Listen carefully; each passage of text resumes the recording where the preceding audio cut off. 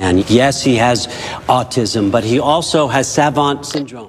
Gak mundur walau terbentur, gak mengeluh walau terjatuh.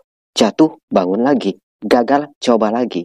Tidak semudah itu, Ferguson. Mental manusia itu gak sama. Ada yang gagal ya gagal aja.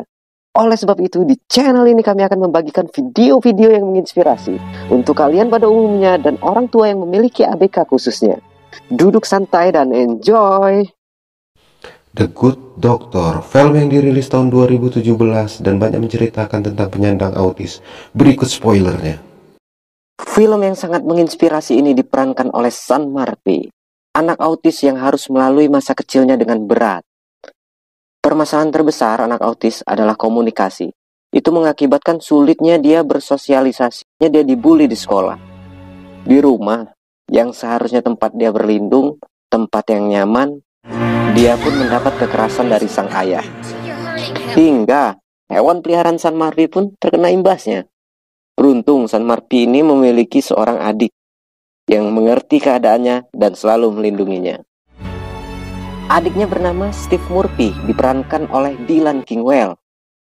Steve selalu menjaga Sean Murphy baik di sekolah maupun di rumah. Adiknya juga menolong Sean Murphy untuk membawa hewan peliharaannya ke dokter hewan karena dicederai oleh ayahnya. Tapi takdir berkata lain, hewan peliharaannya pun mati. Adiknya pun berjanji hal ini tidak akan terjadi lagi. Jika keadaannya seperti ini terus, kita nggak akan pulang. Kita harus pergi dari rumah. Jadi tinggallah mereka berdua di sebuah bis yang telah rusak. Steve memberikan hadiah ke Sean Murphy berupa pisau mainan dan mereka pun berbincang-bincang di sana. Steve paham kakaknya penyandang autis, tapi dia percaya sang kakak ini memiliki otak yang cerdas dan keingatan yang nyaris sempurna. Mimin berpikir mereka akan bahagia, besar bersama, dan selalu menjaga. Ternyata tebakan Mimin salah. Faktanya, dikarenakan ada insiden Steve Murphy terjatuh dari atas bis dan dia harus meninggal dunia di usia yang muda. Masya Allah, sedih.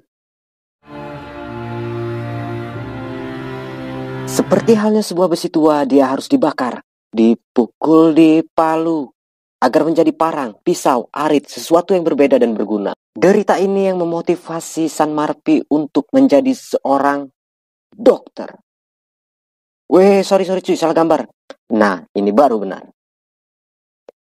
Tidak dijelaskan bagaimana proses Sean Murphy untuk menjadi seorang dokter, tapi menurut analisa saya, bentar kita flashback ke belakang. Nah, bapak ini yang membimbing Sean Murphy untuk menjadi seorang dokter. Scene berganti ke sebuah kamar di mana Sean Murphy sedang prepare untuk wawancara kerja di salah satu rumah sakit terkenal.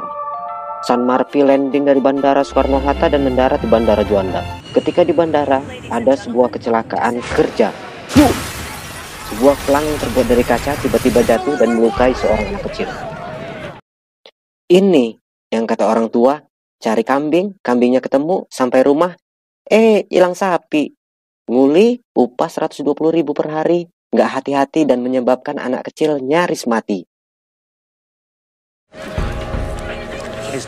Naluri Sean Murphy sebagai seorang dokter langsung bergegas menolong. Tapi di sana sudah terlebih dahulu ada seorang dokter yang sedang melakukan tindakan.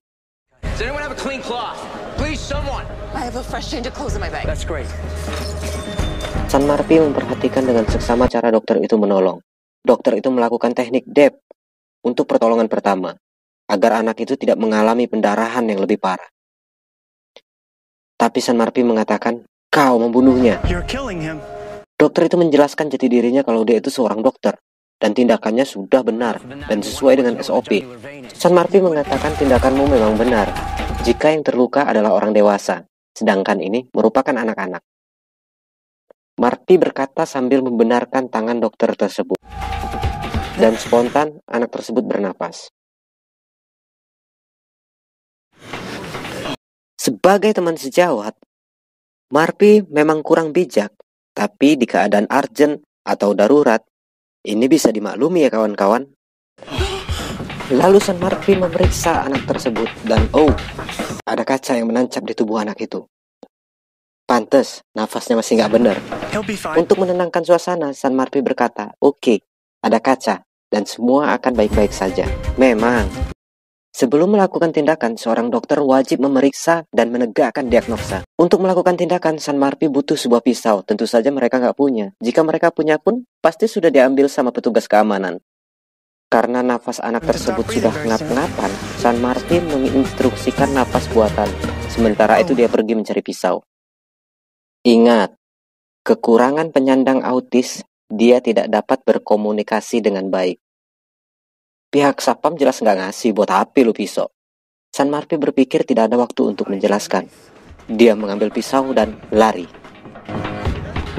Kelihatannya San Martin ini waktu kecil nggak diterapi sensori integrasi ya.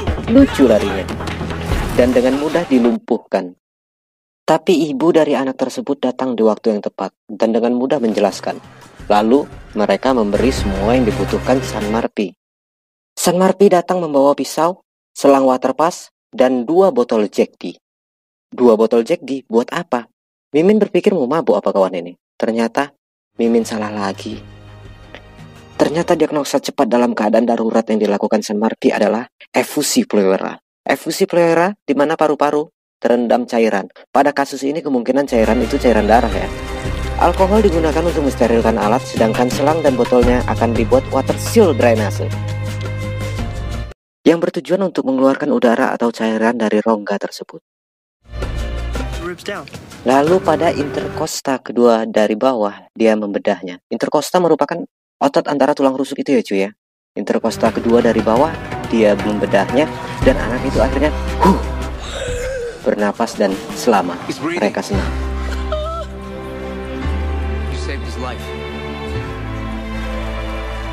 Bagaimana wawancara kerja San Martin? Apakah dia diterima? Dia kan memiliki kendala di dalam komunikasi. Kita akan mengulas di episode selanjutnya. Like, subscribe, hidupkan lonceng, kritik dan saran bisa komen di bawah. Oke, see you.